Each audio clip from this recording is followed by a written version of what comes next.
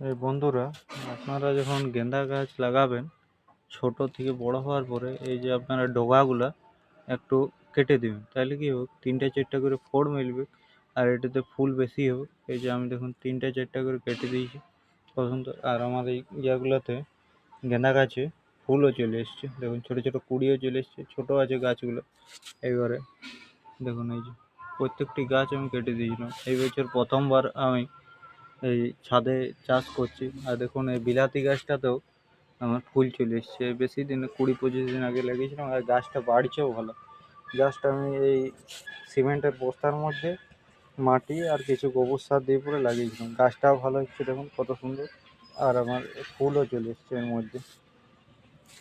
এই গেঁদা গাছগুলো 2 টাকা করে দাম নিয়েছিল, চায়না গেঁদা। দেখা যাক কেমন ফুল ফুটে। আর এই ডগগুলো কেটে দিয়েছিলাম, 3-4টা করে ফোড়ও মিলেছে, আর আশা করি ফুলও ভালো হবে।